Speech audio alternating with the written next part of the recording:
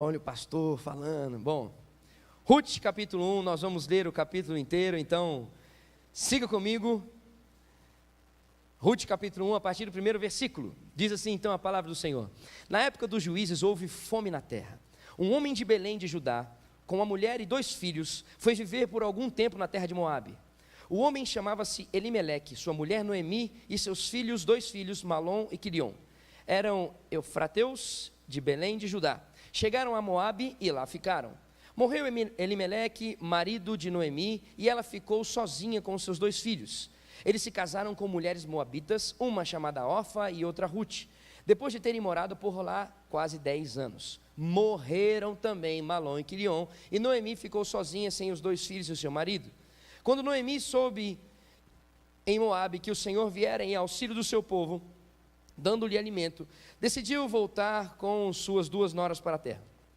Assim ela, com as 2 noras, partiu do lugar que tinha morado, enquanto voltava para a terra de Judá. Noemi disse às 2 noras: voltem para a casa de suas mães. Que o Senhor seja leal com vocês, como foram leais com os falecidos e comigo. O Senhor conceda que cada uma de vocês encontre segurança no lar do outro marido. Então deu-lhes beijos de despedida, mas elas começaram a chorar bem alto. E disseram: Não, voltaremos com você para junto do seu povo. Diz, porém, Noemi: Voltem, filhas. Por que viriam comigo? Poderia eu ainda ter filhos que viessem a ser seus maridos? Voltem, filhas, vão. Estou velha demais para ter outro marido. E mesmo que eu pensasse que ainda há esperança para mim, ainda que eu me casasse esta noite e depois desse à luz filhos, iriam vocês esperar até que eles crescerem? Ficariam sem se casar à espera deles? De jeito nenhum, minhas filhas. Para mim é mais amargo do que para vocês, pois a mão do Senhor voltou-se contra mim.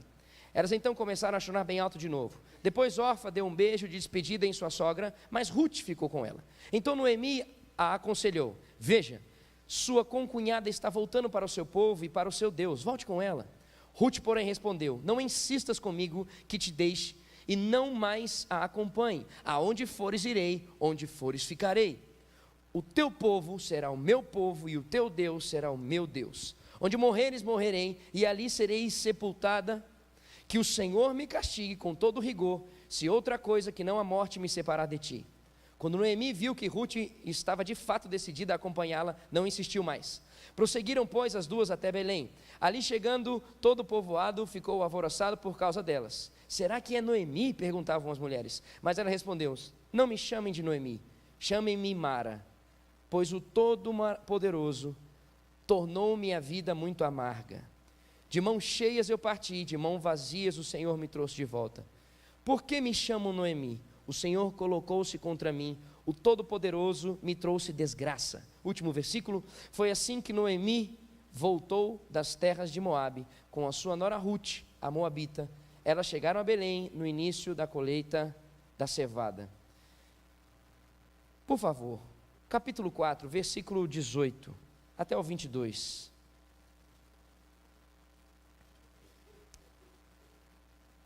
Diz assim o texto: Essa é a história da descendência de Pérez. Pérez gerou Esrom, Esrom gerou Rão, Rão gerou Aminadab, Aminadab gerou Naasson, Naasson gerou Salmão, Salmão gerou Boaz, Boaz gerou Obed, Obed gerou Jessé, e Jessé gerou Davi. Senhor, estamos diante da Tua palavra e por ela queremos continuar a ser transformados e moldados aqui neste lugar. Que o Teu Espírito Santo continue a falar conosco e nos mover, nos encher da Tua vontade, ó Pai, transformar-nos aqui por inteiro. Que o Teu Espírito continue a nos curar, nos libertar, Senhor. Que o Teu Espírito continue a fazer-nos viver o mais profundo da Tua vontade nesse momento, Pai. Eu clamo que os dons do Espírito sejam derramados sobre nós. Haja mesmo, Senhor, uma manifestação, continue a haver a manifestação do Teu Espírito sobre nós. Corações transformados, quebrados e quebrantados pela Tua presença, em nome de Jesus. Dá-nos, Senhor, graça de continuar entendendo e compreendendo a Tua palavra. E diante dela, Senhor, pelo Teu Espírito, nos posicionarmos para vivermos aquilo que o Senhor nos chama a atenção nessa noite, em nome de Jesus, amém e amém. Bom, antes de continuar, para aqueles que, quem sabe, possam perguntar, pastor Robério está bem e está se recuperando. Ele teve uma apendicite e então teve que às pressas fazer a cirurgia, mas está bem, está se recuperando, e espero que no próximo domingo já esteja aqui conosco, continuando com a sua loucura celestial, né? Coisa boa, eu não posso dizer algo diferente também. Também quero dizer aqui, meu amigo querido Mike, muito feliz em ter você aqui na casa e poder ouvir o Senhor agindo através da sua vida. Que Deus continue a falar com você, é um privilégio ter você perto da gente. Você é uma bênção para a nossa igreja. Bom, o que está acontecendo aqui nesse contexto desse texto? Esse livro ele foi escrito no período do reinado de Davi, então provavelmente ele foi escrito pelo profeta Samuel. E dizem os estudiosos que o livro de Juízes, ele termina em Rute. Então Rute é a parte final desse período histórico dos Juízes. Provavelmente porque ele começa falando sobre o que está acontecendo nesses 400 anos dos Juízes. Então Rute, nos estudos faz-se entender que é o final desse livro.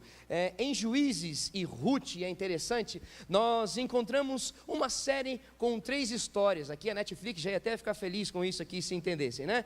Então, uma série com 3 histórias que narram eventos que aconteceram em Belém, e essas 3 histórias, eu quero passar bem rápido por elas, tentam resumir o governo dos juízes, o que se passava na caminhada do povo de Israel e a forma como Deus interviu nesse povo de Israel. A primeira história está no capítulo 17, no capítulo 18 de Juízes, e conta sobre Mica. Mica foi alguém que roubou prata da sua mãe, e com essa prata fez ídolos e abriu uma casa de santos. E não só abriu uma casa de santos, e ele não parou só por aí, de tal forma que ele também contratou um pai de santo. E esse pai de santo era um levita em Belém que se chamava Jonatas. Então ele roubou a questão da sua mãe, as pedras preciosas ali, a prata da sua mãe, montou ídolos. E não satisfeito com isso, também chamou de Belém um levita, mas que era um pai de santo, nesse sentido. E o que é interessante é que no final do capítulo 18, esse Jonatas, o pai de santo, sabe quem era? Diz o capítulo, neto de Moisés. Ele era a 2ª geração de Moisés. A 2ª geração de Moisés já havia se perdido.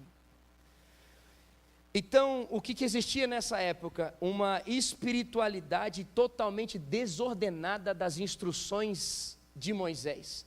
Um contexto totalmente desordenado, vamos dizer, decadência espiritual. Aquilo que era bom ser seguido e desenvolvido, isso não estava acontecendo nessa época. A segunda história nós vemos no capítulo 19, e essa segunda história fala de um levita que tinha uma concubina, e aqui já tem uma discrepância, porque um levita não poderia ter alguém fora do seu casamento, então já se tem um levita com uma concubina, e essa concubina trai ele, e aí ela volta para a casa do seu pai. Depois de um período, esse levita vai buscar essa concubina, na volta para a casa dele, para no meio do caminho, um homem idoso acolhe ele e ela. E aí o texto fala que existiam uns vadios que estavam ali na região de Belém, e foram bater na casa desse idoso que acolheu esse levita, e diziam assim: nós queremos esse levita que está em sua casa, porque nós queremos ter relações sexuais com esse cara. Então esse levita, o idoso, num questionamento com esses homens, não conseguiu vencer, e então o levita, ao invés de sair, entrega a concubina. Pela manhã ele pega ela morta aos pés da casa onde ele está, e ele então, voltando para sua casa com o corpo, corta em 12 pedaços o corpo dessa mulher, envia para as 12 tribos e diz assim: escute, este é o nível de maldade que chegou em Belém. Então as 12 tribos se juntam, entram em uma ação para exterminar este lugar, então é instaurado uma guerra civil, vamos dizer assim. Então, o segundo contexto que a gente percebe, o segundo ponto desse contexto, é que existe uma decadência moral. Então existe uma decadência espiritual e, obviamente, como um fruto dessa decadência espiritual, existe uma decadência moral. E aí, no meio dessa sequência, existe a história de Ruth, sendo então a terceira e última história dessa sequência, dessa série. E logo no início, a gente pode ver no início do capítulo a testificação do que está acontecendo como um dos piores momentos que Israel tem passado. Não existe uma liderança justa, não, o povo está totalmente desandado, o paganismo está intenso, a idolatria tomou conta, a ponto de chegar fome na terra, que é o que diz logo no início do capítulo. E olha só o que é interessante. Um homem de Belém, diz o texto, com a sua esposa, foi viver nas terras de Moabe, porque havia fome em Belém. O que é duro de entender e ler o trecho desse texto, é que sabe qual é o significado de Belém? Fábrica de pão. Na fábrica de pão não tinha pão. E essa atmosfera de caos, ela não para por aí. Ele foi de Belém, na fábrica de pão, que não tinha pão, para Moabe. Falar de Moabe para um israelita é tipo você falar de picanha para um vegano.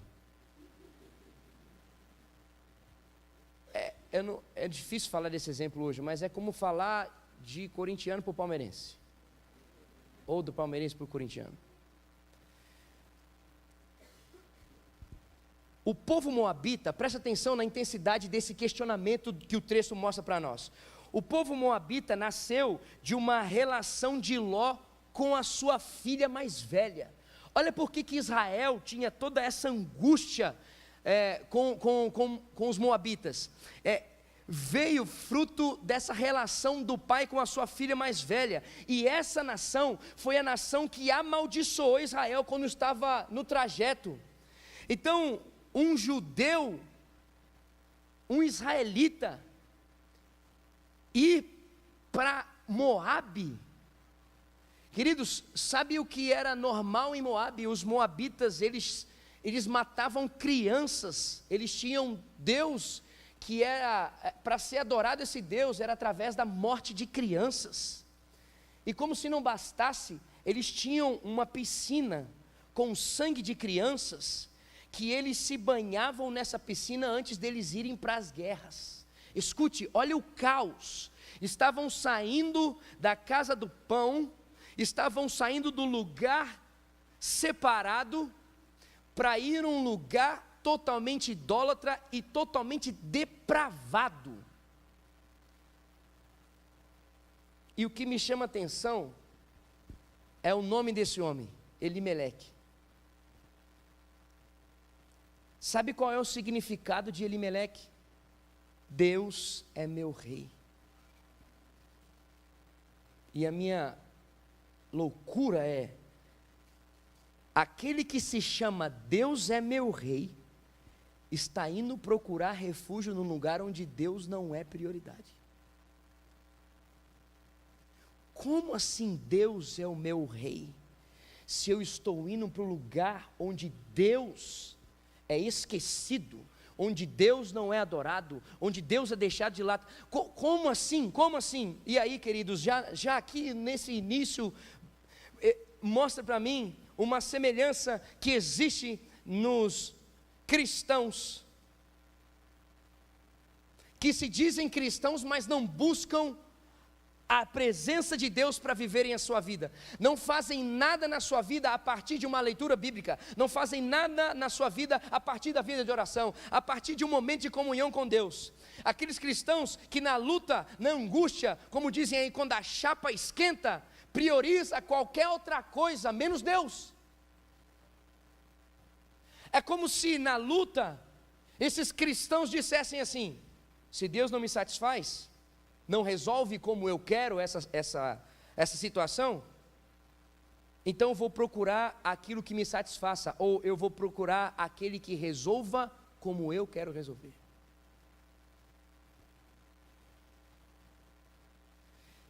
E aí, queridos, para mim o que é angustiante é que aqueles que trilham, aqueles que flertam com esse pensamento que Deus não é rei coisa nenhuma,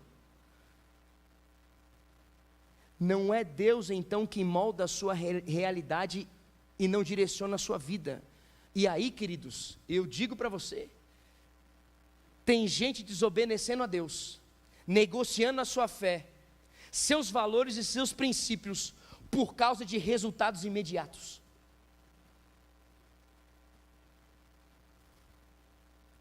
Nós estamos numa época do imediatismo, certo?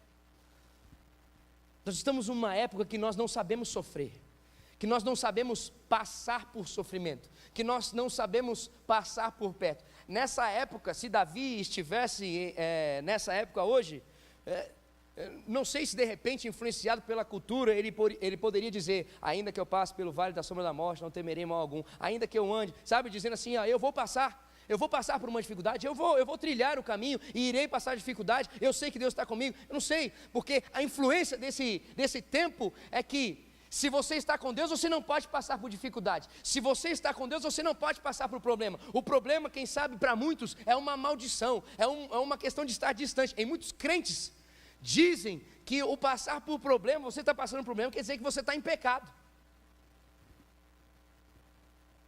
Então eu vou dizer para você, Paulo era um dos maiores pecadores do universo. Jesus é o Senhor pecador diante dessa declaração.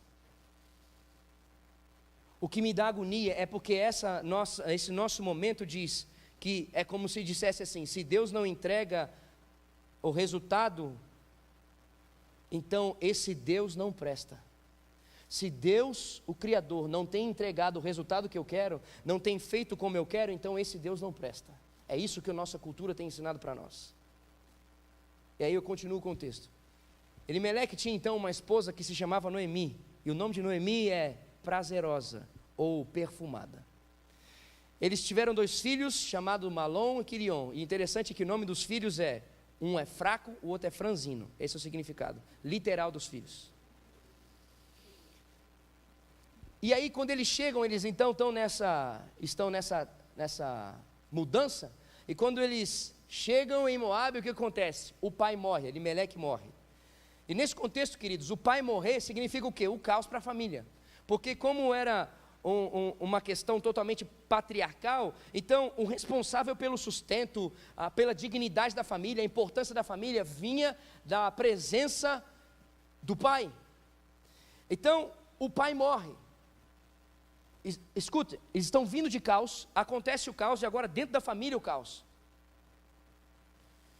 E aí, queridos, assim, a cerejinha do bolo do caos é que os filhos casam-se com as moabitas.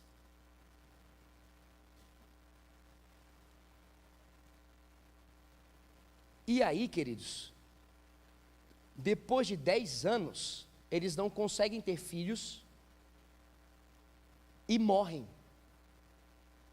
Então, as 3 ficaram sozinhas, solteiras, sem dignidade, e a família não teve continuidade. Olha o quadro que o texto apresenta para nós. Essas 3 mulheres, elas ficaram desprotegidas, sem direitos sociais. Essas mulheres estavam jogadas no acaso. E aí, nesse cenário, que eu digo a você, surge então, ou se destaca uma das noras de Noemi, a Ruth, essa jovem com mais ou menos, no texto, 25 anos de idade. E o texto mostra que Ruth, voltando para Belém com a sua sogra Noemi, órfã já tinha deixado, já tinha se despedido, Ruth não quis deixar. Nesse retorno, olha só que interessante, Noemi se lembra de um parente que ela tem, de muitos bens em Belém, e esse parente se chama Boaz.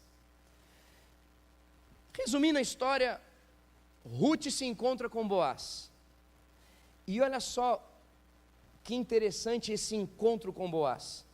Na cultura desse tempo, o parente próximo tinha o dever de casar com uma viúva que era parente do seu próximo, para restaurar a herança e os direitos do falecido. Então, era cultural que se existisse alguém na família que perdeu o marido, para que a honra não ficasse jogada de lado e para que a família continuasse tendo direitos, herança e etc. Então, essa pessoa, parente próxima, deveria casar-se com essa mulher para que ela continuasse tendo uma vida digna e o nome da família como um todo continuasse sendo digno. E Noemi tinha esse parente que, além de tudo, era solteiro. Aleluia. E era um homem de Deus, tratava bem os seus servos, diz o texto quando a gente lê. Olha só que interessante, ele tinha uma cultura boa diante do ambiente de caos, porque aquilo que eu compartilhei com vocês, continua sendo o momento cultural que está passando nessa cidade. Então, Boaz era alguém que no meio do caos, da lógica da cidade, ele levava Deus a sério. Ele tem uma vida diferente das pessoas que estavam ao redor dele. E aqui eu paro. Eu espero que nós estejamos construindo uma vida, uma forma de trabalhar, uma forma familiar, uma forma de relacionamentos pessoais, diferente daquelas pessoas que não levam Deus a sério. Eu tenho expectativa no Senhor de que a nossa forma de brincar, a nossa forma de contar piadas, a nossa forma de repassar mensagens, publicações em redes sociais, formas de divertimento, seja de uma maneira e com uma essência totalmente diferente daquelas que não levam a Deus a sério. Que nós sejamos cristãos que vivem o cristianismo e não simplesmente falam da boca para fora. Bom, voltando para o texto. Então, Boaz é informado sobre aquela situação que está acontecendo com a família, com Ruth e com a sua parente Noemi. E ele percebendo, olha que tremendo, ele percebendo que poderia redimir, olha o que ele fez. Abra comigo no capítulo 4, versículo 13. Ele percebendo que a vida dele podia servir para redimir essa família, veja o que ele fez, diz o texto. Ruth capítulo 4, versículo 13. Boaz casou-se com Ruth, e ela se tornou sua mulher. Boaz a possuiu, e o Senhor concedeu que ela engravidasse e desse à luz um filho.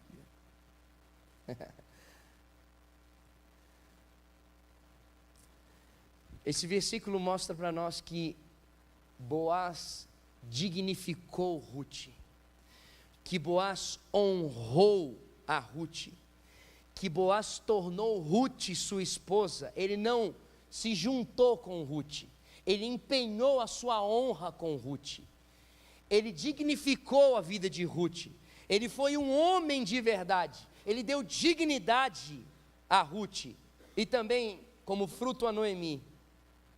E aqui eu também paro e penso um pouco com vocês, e aí eu converso com os homens desse lugar.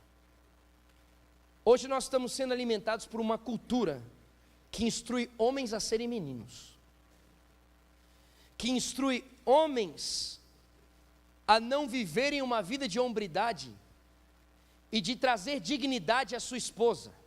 Bom, nós estamos numa cultura que nem casar mais é instruído, certo?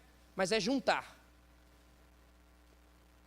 Então nós vivemos num contexto, e a minha agonia é que isso tem trazido um reflexo para dentro das igrejas, onde até os homens que se dizem cristãos continuam alimentando um ao outro em serem egoístas e não terem a sua esposa como prioridade e não colocarem dignidade dentro da sua casa e honrarem a sua esposa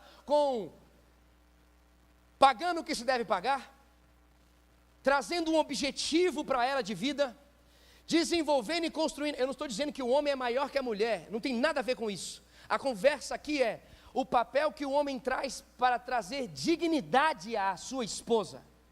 Assim como Boaz trouxe dignidade a Ruth.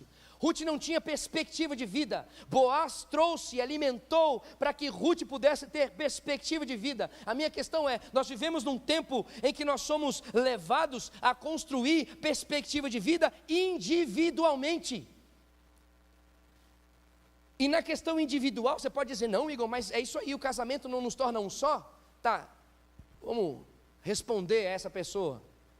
Trazer o homem a desejar as coisas somente que ele quer, no tempo que ele quer, na hora que ele quer, e se esquecer que no dia do casamento ele disse, eu empenho a você a minha honra, então eu serei honrado quando você for honrada, eu serei um homem digno se você viver dignidade. O homem tem que lembrar que não trabalha para ele, ele trabalha para construir um lar, e um lar saudável. O fim daquilo que ele conquista não está nele. Quando você casa, o seu propósito é empenhar a sua honra na sua família. Você é honrado se a sua família estiver sendo honrada.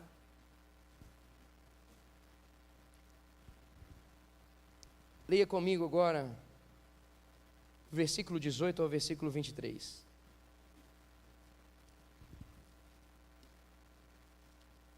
Esta é a história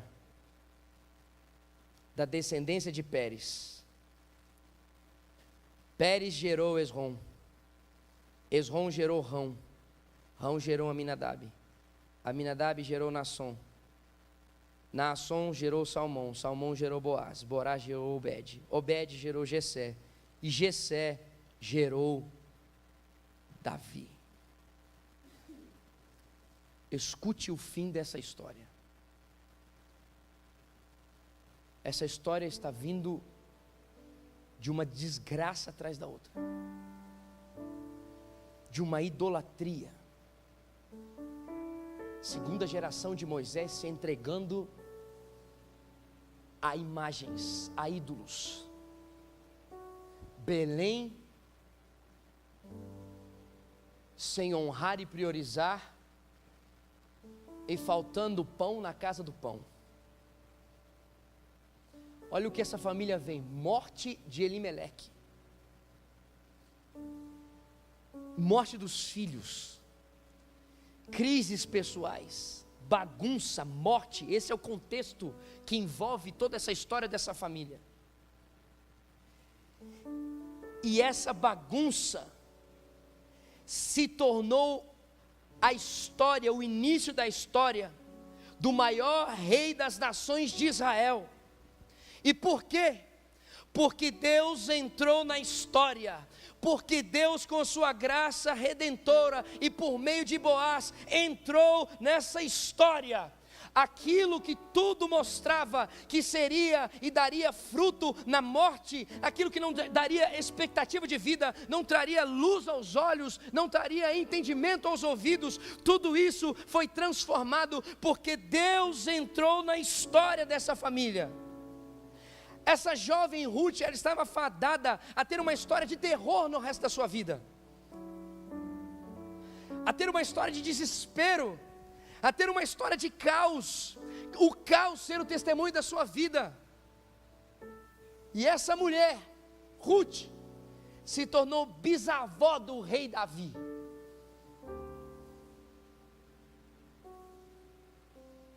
Essa jovem teve a sua história transformada quando Deus colocou o dedo e redimiu a vida dela. Eu quero dizer para nós nessa noite, que culturalmente é um contexto familiar, Deus transforma a história das nossas famílias. Deus transforma a história dos lares. Deus, você pode me dizer, mas o meu bisavô foi, mas o meu avô foi, mas o meu pai foi, mas a minha mãe foi. Não interessa, o nosso Deus continua sendo o mesmo ontem, o mesmo Deus que mudou a trajetória que vinha sobre a vida de Ruth, é o Deus que está sobre nós neste lugar, e é o Deus que pode transformar hoje a família da sua vida, é o Deus que pode intervir no seu casamento, é o Deus que pode intervir no seu relacionamento com o seu filho, é o Deus que pode intervir no relacionamento entre os irmãos. O nosso Deus continua sendo o mesmo hoje, e quando Ele entra, existe redenção, aquilo que era passa a ser, aquilo que não existia passa a existir, onde existe morte, existe vida. Deus traz redenção.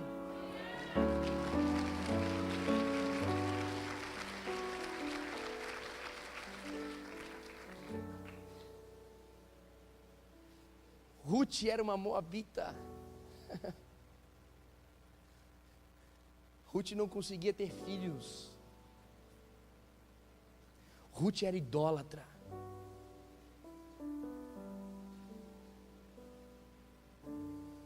E olha o que aconteceu quando o Redentor entrou na vida dela. Queridos, nessa noite eu quero dizer para vocês: deixa o Redentor fazer a obra de redenção. Deixa o Redentor reverter a sua história de morte em vida. Fique de pé, por favor.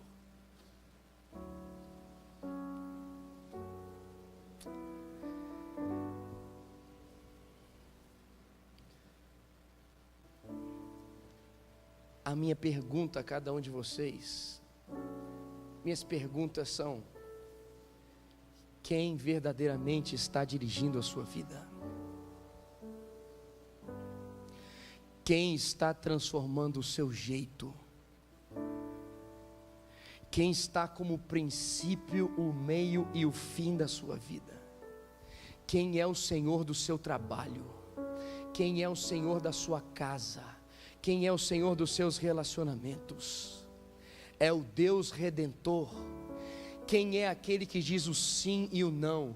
Quem é aquele que tem o poder e tem a autoridade e tem o princípio, o meio e o fim de tudo em sua vida? É o Deus Redentor. Porque se não for o Deus Redentor, certamente você está vivendo um caos. Se não for Deus que é o primeiro no seu trabalho, o seu relacionamento com o seu trabalho é o caos. Se Deus não for o primeiro a dirigir a sua família, o seu relacionamento com o seu esposo, seu relacionamento com a sua esposa, seu relacionamento com os seus filhos, então o relacionamento da sua casa está um caos. Se não é Deus que declara a palavra, que dirige o seu olhar para a sua própria vida, então você não consegue saber e ter expectativa com a sua própria vida, e certamente o pensamento de se matar é a coisa mais tranquila, porque não existe expectativa ou perspectiva de vida sem Deus. Eu pergunto mais uma vez: quem está dirigindo sua vida? Quem dirige a sua vida financeira? Quem dirige os seus estudos? É o Deus Redentor.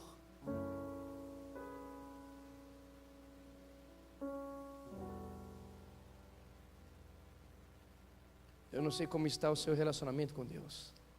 Se de repente você se enquadra naquele cristão que diz que é cristão, mas não vive nada a partir de Deus, então o Senhor nessa noite está dizendo: eu amo você, e eu não desisto de você. E Ele continua dizendo a você: vinde a mim, todos vós que estáis cansados e sobrecarregados, e eu vos aliviarei, porque não é isso que eu desenvolvi para você. Não é esse o projeto de Deus para você. O que eu estou dizendo é: não é o projeto de Deus para você não ter perspectiva em meio à luta, porque luta nós vamos passar, mas o que Ele tem para nós é descanso em meio à luta. O que Ele tem para nós é perspectiva em meio ao caos. É Deus o princípio. Se você tem sido simplesmente um cristão da boca para fora, e hoje entendeu um reajuste que necessita ser feito ao Senhor, Feche os seus olhos onde você está aí. E comece a dizer isso para Ele. Se você entende que existe alguma coisa que necessita ser ajustada no seu coração, aonde você estiver, fale com o seu pai. E diga para o seu pai, diga para ele: eu tenho entendido que eu não tenho andado em conformidade com a tua palavra, e a tua palavra não tem sido o meu anseio maior. Eu o entendi nessa noite, que eu não estou vivendo a partir do Senhor. E diga ao Senhor: tem misericórdia, Senhor.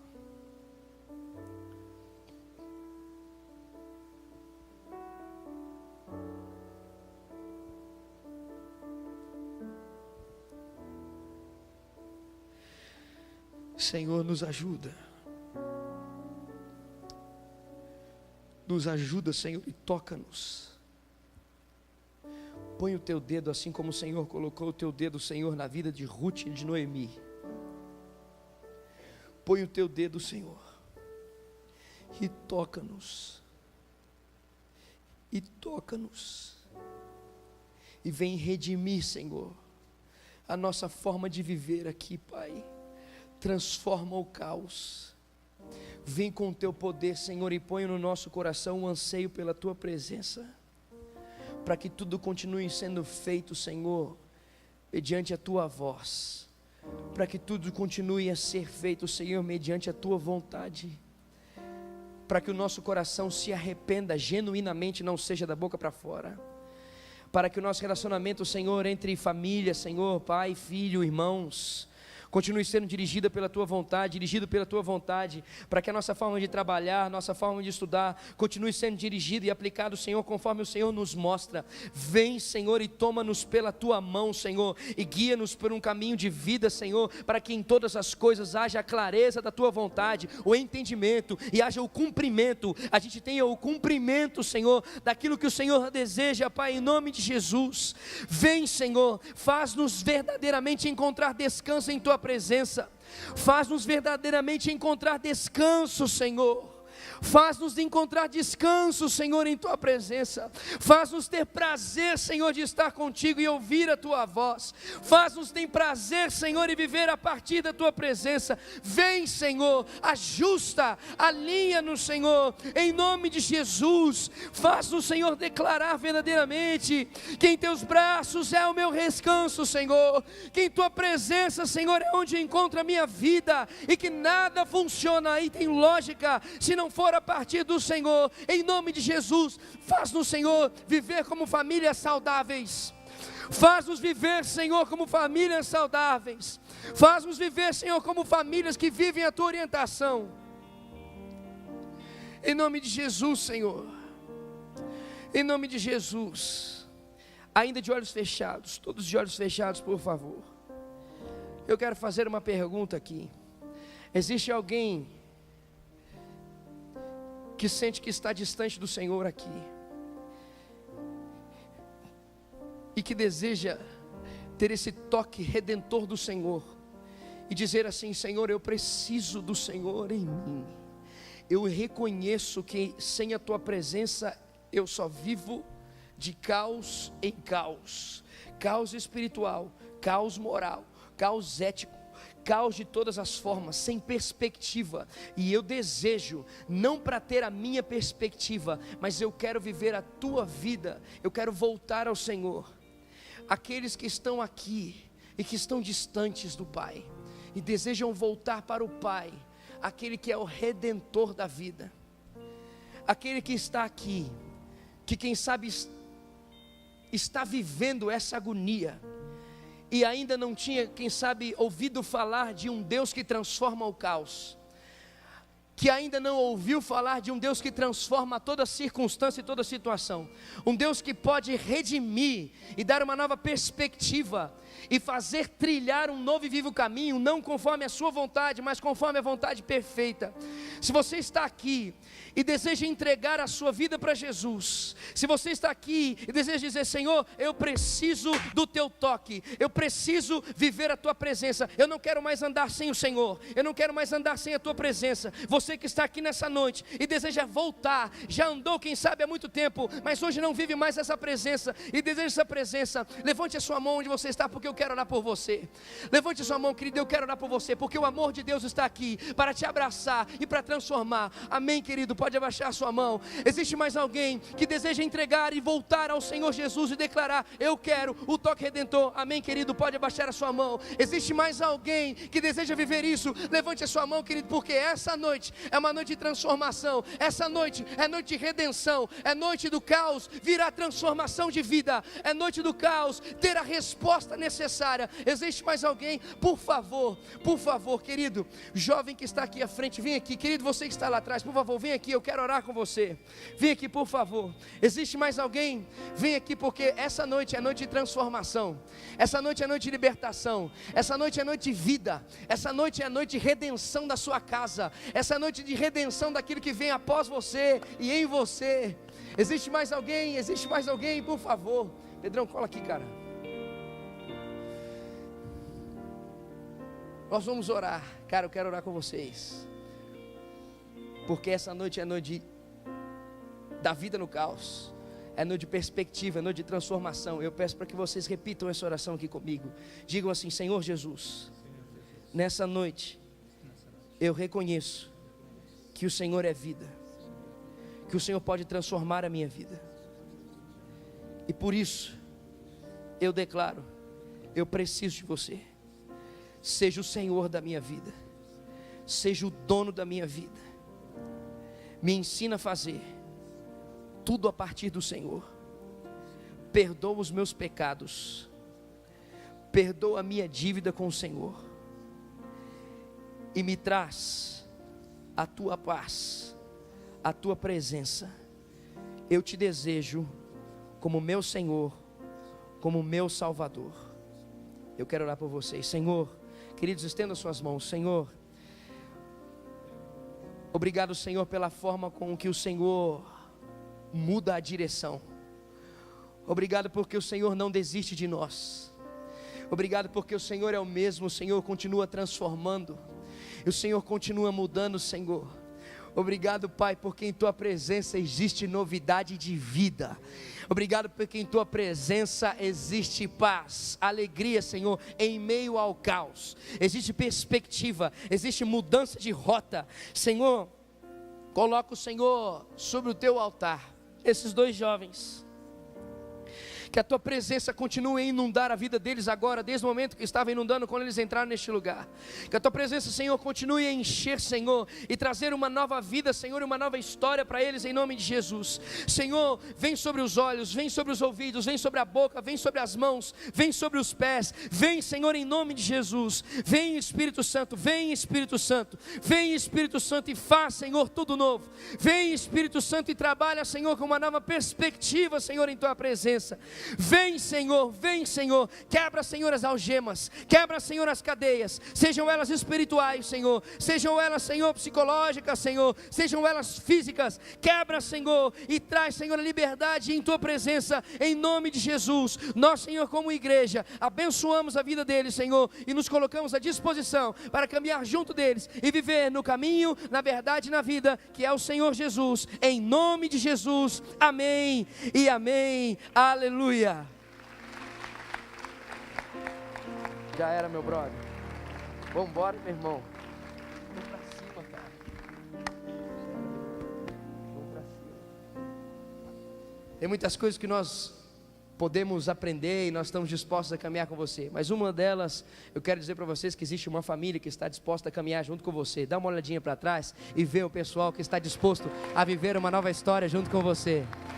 Nós queremos finalizar essa nossa disposição. Está aqui esse homem abençoado com o seu filho abençoado. Ei, papai do céu, nova história, redenção da família. Ei, Deus poderoso. E que nós estamos querendo entregar uma Bíblia para vocês, pegar o contato de vocês e poder oferecer à disposição do nosso coração para viver a verdade e a vida. Então, pode acompanhar esse homem de Deus e esse outro homem de Deus, que nós vamos juntos viver esse tempo aí. Deus continue abençoando vocês, em nome de Jesus. Pode ir lá. Irmão, palavra profética se cumprindo nesse lugar, nessa noite. Você crê nisso, amado? Você crê nisso em nome de Jesus? Então, para nós encerrarmos isso, eu quero declarar isso junto com você, dizer: em teus braços é o meu descanso, em teus braços é o meu descanso, Senhor. Em teus braços é o meu descanso, em teus braços é o meu descanso. Isso é verdade sobre o seu coração, vamos dizer: em teus braços é o meu descanso. Nós encontramos nesse lugar, Senhor, a resposta. Em teus braços, queremos viver a partir dessa declaração, Senhor. Em teus braços é o meu descanso, Senhor. Isso é verdade. Que essa seja a nossa oração. Diga: em teus braços, Senhor. Diga: em teus braços é o meu descanso. Tudo a partir do Senhor. A minha família, o meu trabalho, propósito de todas as coisas, Senhor. Em teus braços é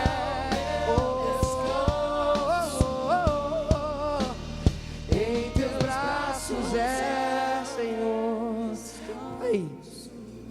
Que o Senhor encontre aqui homens e mulheres, jovens e crianças dispostos a viver por meio do teu toque e através do teu toque.